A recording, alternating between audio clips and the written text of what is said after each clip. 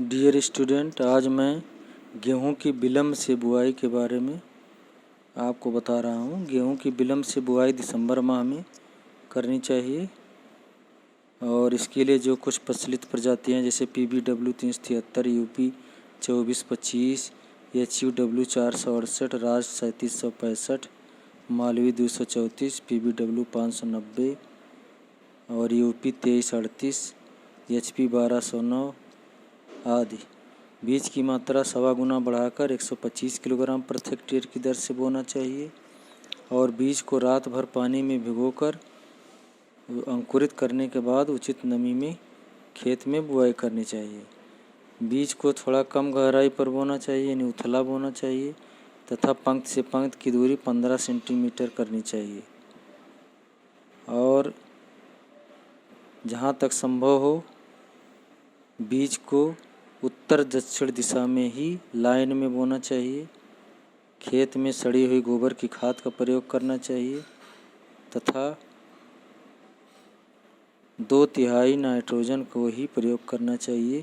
इसलिए 1 हेक्टेयर में केवल 80 किलोग्राम नाइट्रोजन का प्रयोग करना चाहिए। साथ ही साथ फास्फोरस और पोटेशियम की मात्रा को भी घटा देना चाहिए।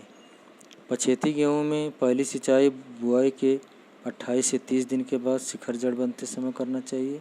इसके बाद 15 दिन के अंतराल पर सिंचाई करनी चाहिए और शेष क्रियाएं मुख्य फसल के समान रखनी चाहिए।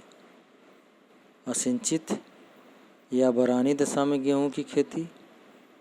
बरानी दशा का मतलब जिसमें सिंचाई के साधन ना हो, रेनफेड एग्रो वर्षा आधारित खेती कर सकते हैं और इसमें जो है जो प्रमुख प्रजातियां C306, K8027, मगहर जिसको बोलते हैं, K78, गोमती, इंदिरा, कुंदन, PBW 65, 175 आदि की बुआई करें।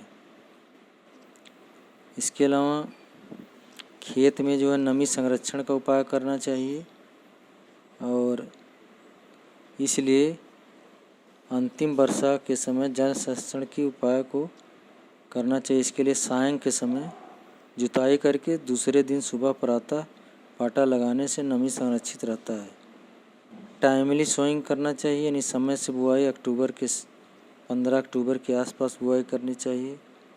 भूमिगत कीटों जैसे सॉइल बॉर्न इंसेक्ट जैसे दीमक और गुजिया के रोकथाम के लिए लिंडन धूल आखिरी जुताई पर 1.3% 30 किलोग्राम प्रति हेक्टेयर की दर से प्रयोग करना चाहिए। बीज दर और कतारों की दूरी, इसके लिए 100 किलोग्राम बीज प्रति हेक्टेयर तथा 23 सेंटीमीटर लाइन से लाइन दूरी रखते हैं और बौनी प्रजातियों को 4 से 5 सेंटीमीटर गहराई पर बोया जाता है। उर्वरक जहाँ तक है, असिंचित क्षेत्रों में 60 किलोग्राम नाइट्रोजन, 30 फास्फोरस तथा 30 पोटाश प्रति हेक्टेयर की दर से प्रयोग करना चाहिए। बुआई के समय संपूर्ण उर्वरक की मात्रा का प्रयोग करना चाहिए। अब गेहूं का बीज उत्पादन। गेहूं का बीज उत्पादन में तो सबसे पहली बात यह स्वपरागित या सेल्फ पॉलिनेटेड क्रॉप है। इसमें स्वपरागण होता है और जो क्रॉस पॉलिनेटेड संभावना केवल 1 से 4% होती है। इसलिए आइसोलेशन डिस्टेंस या पृथक्करण दूरी एक प्लाट से दूसरे प्लाट के बीच 3 मीटर कम से कम रखना चाहिए। बीज उत्पादन के लिए फाउंडेशन सीड या आधारी सीड की बुआई करनी चाहिए। खरपतवार मुक्त होना चाहिए बीज।